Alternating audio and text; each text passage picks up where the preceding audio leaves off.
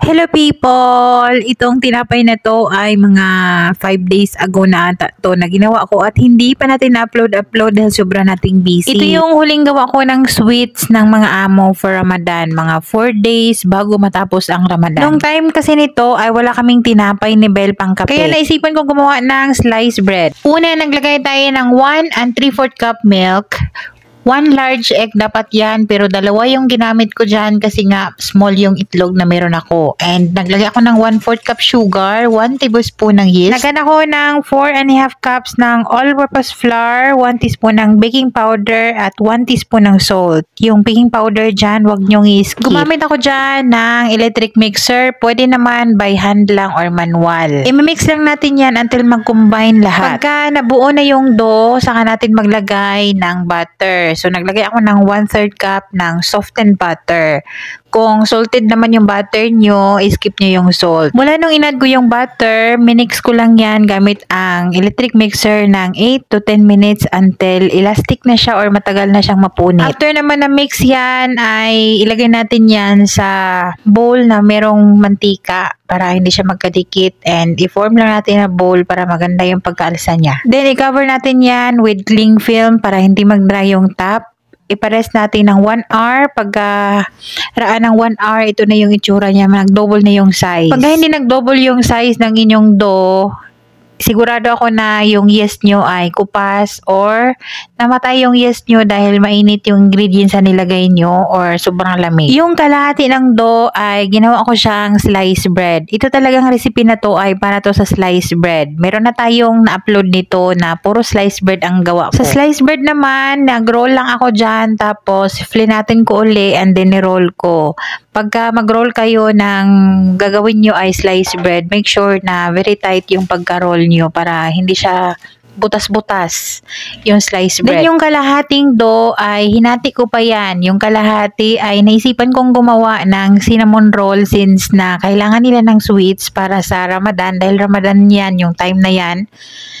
So, yun yung ihahain ko sa mga amo para isang gawa natin. Hindi na ako magkagawa after nyan. Sa filling naman ng cinnamon roll, 1 stick ng softened butter, 1/4 cup ng brown sugar, at 1 tablespoon to 2 tablespoon ng cinnamon powder. Hinati ko yung dough kasi nga konti lang yung ginawa ko. Pero pwede nyo naman ubusin yung dough na yan. Yung kalahati ng measurement ng ating recipe. Pero dahil sa gusto ko mga cute size lang kasi nga Ramadan, konti-konti lang yung mga pagkain ng mga amo, kaya very konti lang yung sweets na ginagawa ko dito. Sa paglagay naman ng palaman, i-spread lang natin yan sa flat na dough and then i-roll. Tapos, hiwa-hiwain natin yan according sa gusto natin na size. Itong dough recipe na to ay super lambot talaga to, kaya makagawa kayo ng kung ano-anong klaseng bread or kahit anong gusto nyong palaman na gusto nyong ilagay. So, yung kalahating dough na natira, dahil yung kalahati, diba, ay hinati ko. O, nalilito na kayo. Yung 1/4, kumbaga, yung 1/4 na natira. So, wala na akong maisipan kasi gusto ko talaga dyan is yung munggo na palaman. Kaso lang, wala tayong munggo na pala. Nagamit ko na pala yung na pinakuluan ko, nilagay ko sa freezer. So, Nutella yung nilagay ko, plus naglagay ako ng chocolate chips. Pwede nyo rin itong gawing burger buns or dinner rolls. Or pwede ito sa Spanish bread or cheese bread. Pagka meron kayong recipe ng malambot na dough or malambot na tinapay, malambot na bread, kumbaga, pwede na kayong magkaroon ng or makakreate ng gusto nyong tinapay. So, bago i-bake, pinarest ko yun ng 1 hour. Very important talaga yung proofing time, 1 hour. Or mag-double na dapat yung size. Ganyan na yung itsura ng ating sliced bread. Nakita nyo, pati yung cinnamon. Cinnamon rolls natin, nakaalsa na ng 1 hour, pati yung ating chocolate bread.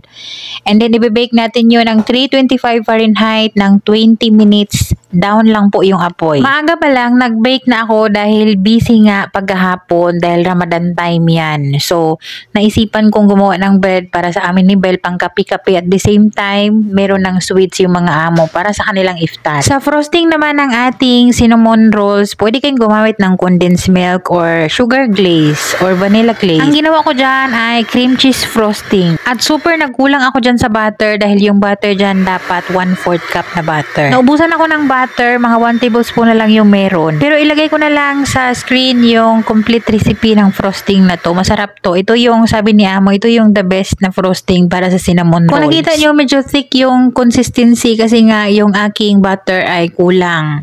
So, yung nasa screen ay sundin nyo na lang. And siguraduhin nyo na cold na or na cool down na yung ating cinnamon bread bago natin nalagyan ng frosting. Kung gusto niyo naman ng sugar glaze lang, lang yun, confectioner sugar, milk, and vanilla. O diba, meron ng sweet sa mga amo. Meron na tayong sliced bread dahil yung mga time na yan, Ramadan, so walang kape-kape yung mga amo sa breakfast. Kami ni Belle, laging walang tinapay.